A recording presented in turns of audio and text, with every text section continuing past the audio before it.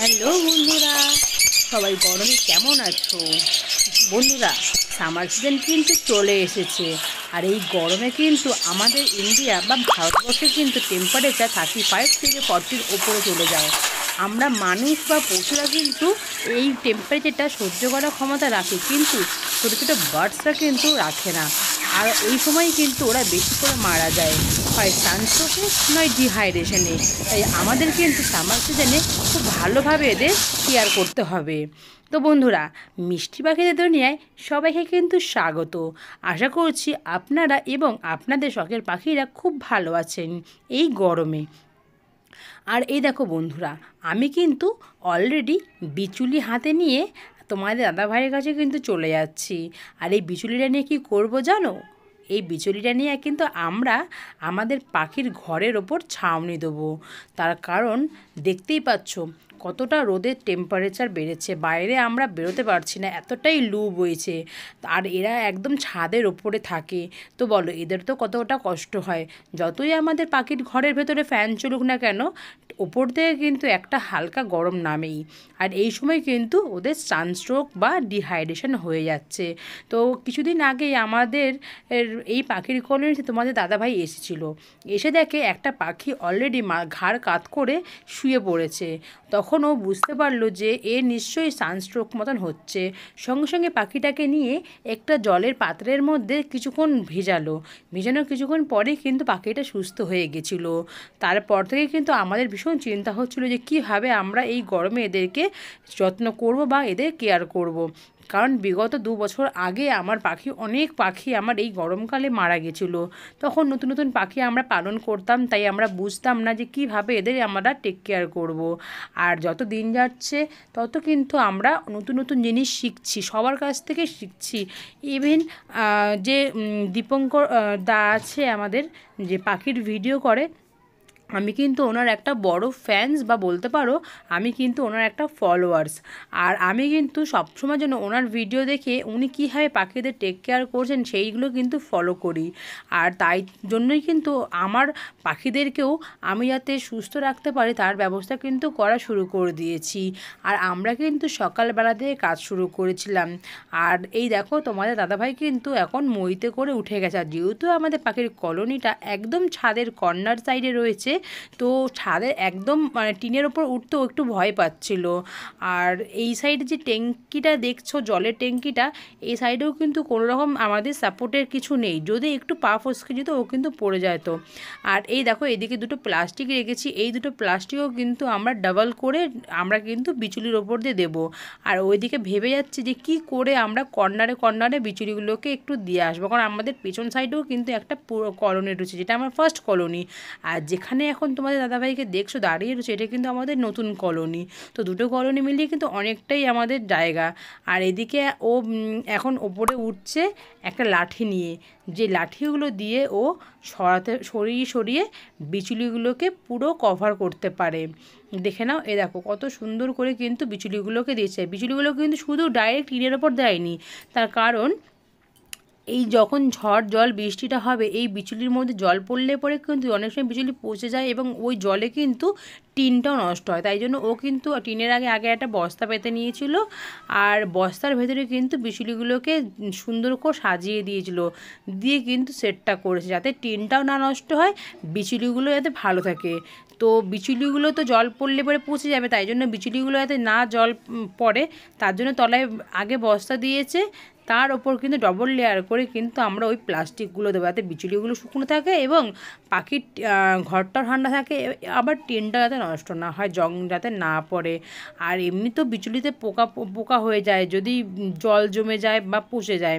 তো আমাদের প্রত্যেকটা দিকেই কিন্তু ভালোভাবে নজর রাখতে হবে। আর ওইখানে আমি ভাবছি কী করে কত তাড়াতাড়ি কাজটা শেষ করতে পারি, এক তো রোদ্দুর, তার মধ্যে গরম, আমি তো হাঁপিয়ে গেছিলাম। আর এদিকে দেখতেই পাচ্ছ কন্টিনিউ কিন্তু আমাদের কাজ চলছে। আমরা কিন্তু সকালবেলা 7টা থেকে কাজ শুরু করেছিলাম, ভেবেছিলাম যে একটু রোদটা কম আছে এই সময় কাজ করব, কিন্তু আমাদের কাজ করতে কিন্তু অনেক বেলা গড়িয়ে গেছে। আর এই দেখো পুরো সূর্যটা কিন্তু আমাদের মাথার ওপরে, আর আমরা কিন্তু কন্টিনিউ কাজ করছি। আর কাজ করতে করতে কিন্তু মাঝে মাঝে আমার কিন্তু চোখে অন্ধকারও লাগছিল, মাথা ঘোরাচ্ছিল। তা আমাদের যদি এইরকম কষ্ট হয়, তাই এরা তো ছোটো ছোটো প্রাণী, এদের তো কষ্ট হবেই। আর বন্ধুরা, সবার কাছে একটাই রিকোয়েস্ট করব, সবাই সবার নিজেদের বাড়ির জানলার সামনে বা ঘরের সামনে কোনো একটা পাত্রর মধ্যে একটু জল রেখে দেবেন। কারণ এই গরমে কিন্তু অবলা জীবরা জল খাওয়ার জন্য কিন্তু সবার মানে রাস্তায় ঘুরে বেড়ায়, বা অনেকের বাড়ির সামনে দিয়েও ঘুরে বেড়ায় জলটা খাওয়ার জন্য। হয়তো আমরা বুঝতে পারি না, আমরা ওদেরকে তাড়িয়ে দিই।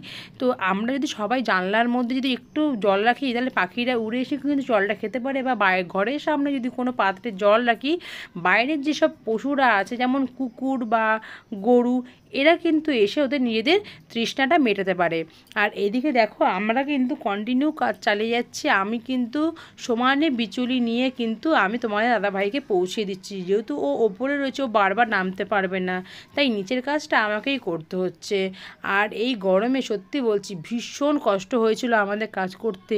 আমরা যতই ভাবি না কেন সকালবেলায় কাজটা শুরু করব, তাড়াতাড়ি করে শেষ করব, একদমই করতে পারিনি। কারণ অনেকটা জায়গা জুড়ে কিন্তু আমার পাখির কলোনিটা, হয়তো তোমরা এখান থেকে বুঝতে পারছো না, বাট এক একটা রুমের সমান আমাদের এক একটা কলোনি। আর আমাদের প্রায় বিচুলি দেওয়া শেষের দিকে, আর এই অল্প কটা বিচুলি আছে, এই বিচুলি কটা দেওয়া হয়ে গেলে পরেই কিন্তু আমরা নেক্সট স্টেপটায় হাত দিতে পারবো।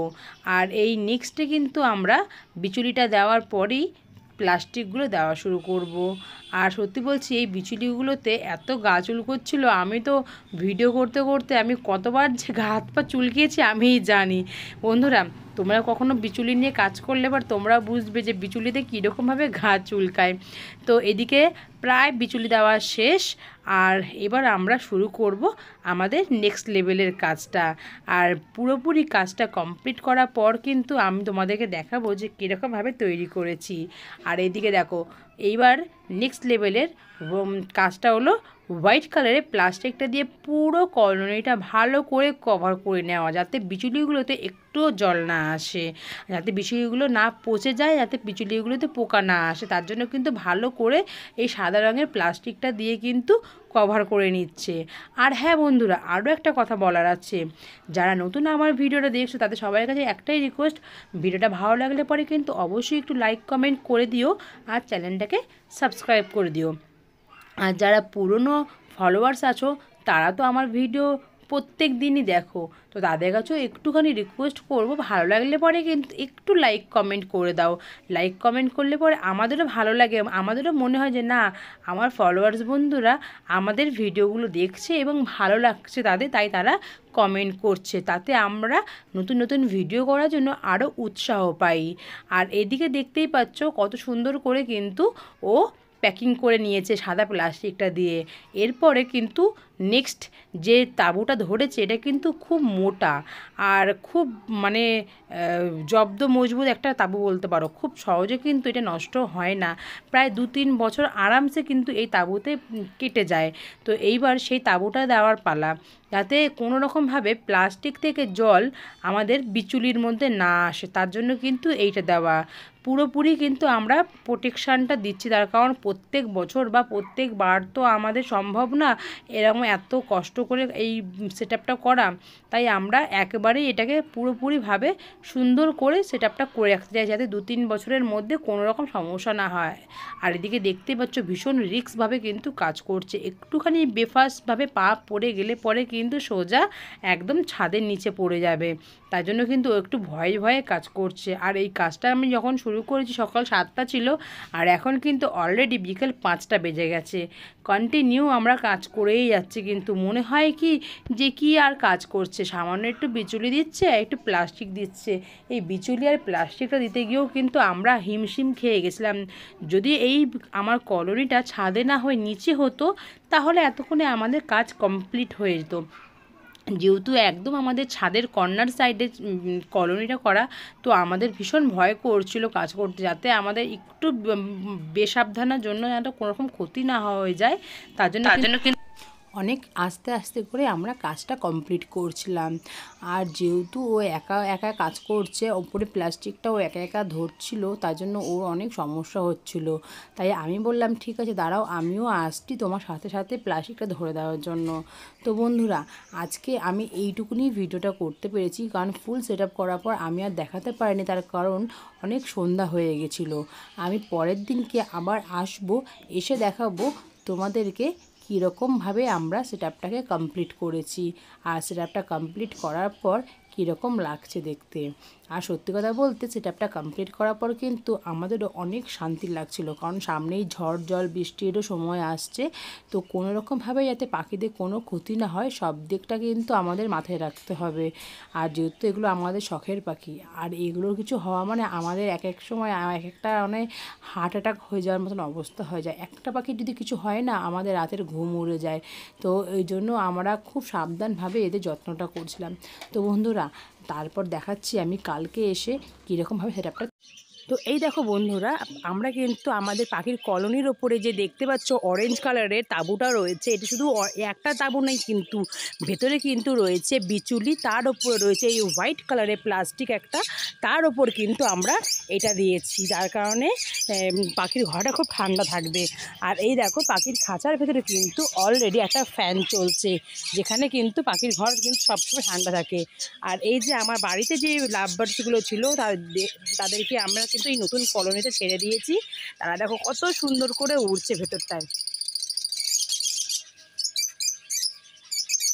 আর এই যে এখানে রয়েছে পাইনঅ্যাপেল কুনুরটা, এদেরকে এখনও ছাড়েনি, তার কারণ এদের জন্য একটা আমাদের বক্স বানাতে হবে যাতে ওরা বিট করতে পারে, তার জন্য কিন্তু এদেরকে এখনও খাঁচার মধ্যেই রেখেছি।